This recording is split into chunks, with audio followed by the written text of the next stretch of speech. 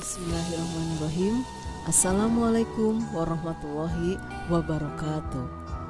Perkenalkan, saya Fitri Gurnitasari, Kepala SMP Negeri 19 Tasik.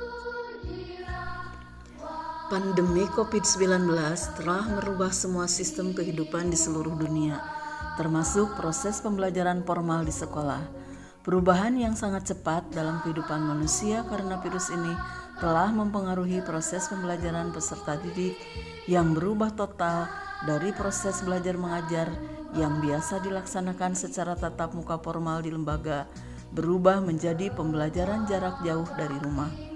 Penutupan sekolah diganti dengan pembelajaran jarak jauh dari rumah berlangsung tidak hanya di Indonesia, tapi fakta mencatat PJJ berlangsung di 191 negara sebagai salah satu solusi perlindungan bagi para peserta didik, keluarga, pendidik, tenaga kependidikan dari wabah COVID-19. Hal ini melahirkan tantangan untuk kita semua, pendidik yang merdeka dan orang tua yang penuh cinta agar dapat segera berpihak pada hak peserta didik memperoleh pendidikan yang berkualitas. Ekosistem pendidikan dimanapun perlu adaptasi dalam menghadapi krisis ini, termasuk di SMP Negeri 19 Tasikmalaya.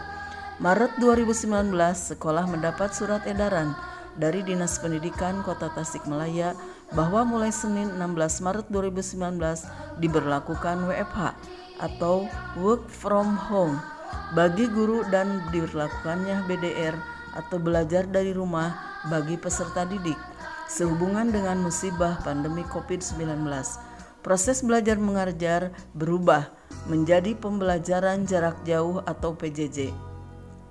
Begitu banyak cerita yang lahir dari proses PJJ, mulai dari keluhan orang tua yang kewalahan mendampingi putra-putrinya ketika melaksanakan PJJ, soal kuota dan sinyal yang kurang mendukung, menurunnya kedisiplinan peserta didik, dan berbagai cerita lainnya yang menggambarkan bahwa PJJ melahirkan berbagai problema bagi orang tua dan peserta didik yang pada akhirnya bermuara di sekolah.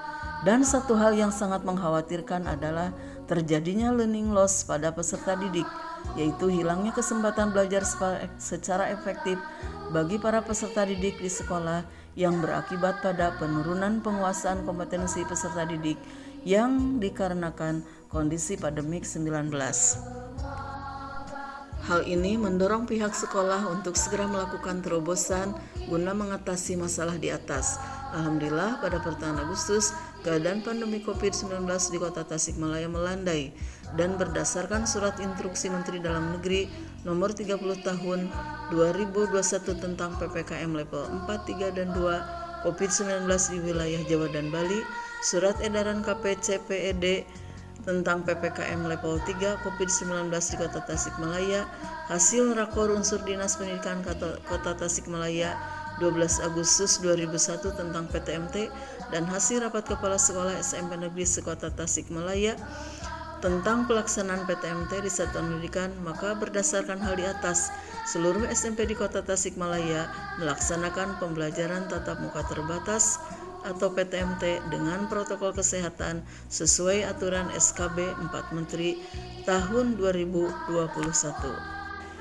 Agar PTMT di SMP Negeri 19 Tasikmalaya dapat berjalan efektif dan efisien sekaligus menyelesaikan masalah learning loss pada peserta didik, maka melalui rapat dinas dan pembinaan guru serta TAS SMP Negeri 19 Tasikmalaya disusunlah perencanaan secara terprogram untuk menjamin keterlaksanaan PTMT di SMP Negeri 19 Tasikmalaya melalui ganjil genap.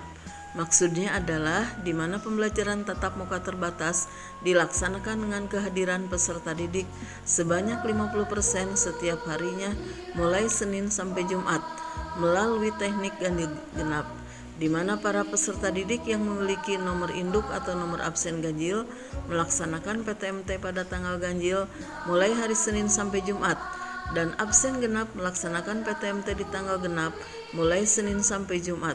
Perencanaan terprogram ini meliputi 1. SOP kegiatan PTMT, 2. Surat pernyataan perizinan dari orang tua, 3. Surat pemberitahuan kepada camat, kepala puskesmas, lurah, dan komite SMP Negeri 19 Tasikmalaya. 4. Panduan teknis pembelajaran di era kenormalan baru. Dan 5. Petunjuk teknis pembelajaran tatap muka terbatas SMP Negeri 19 Tasikmalaya. Hasil evaluasi PTMT di bulan pertama menggambarkan bahwa PTMT telah berjalan baik, ditandai dengan peningkatan kehadiran peserta didik, pendidik, tenaga kependidikan, dan warga satuan pendidikan. Namun, efisiensi dan efektivitas pembelajaran belum sesuai dengan harapan, dan sikap siswa yang berkaitan dengan karakter tampak jauh dari harapan.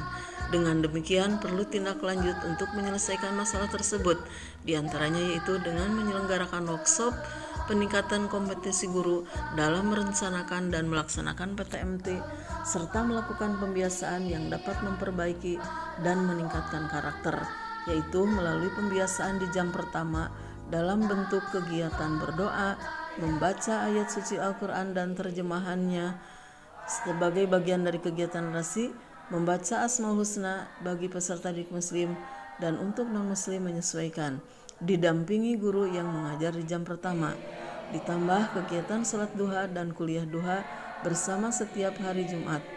Alhamdulillah, ternyata melalui workshop peningkatan kompetensi guru dalam merencanakan dan melaksanakan PTMT telah menginspirasi para guru untuk merancang dan melaksanakan PTMT dengan kreatif dan inovatif, sehingga peserta didik dapat melaksanakan PTMT dengan antusias.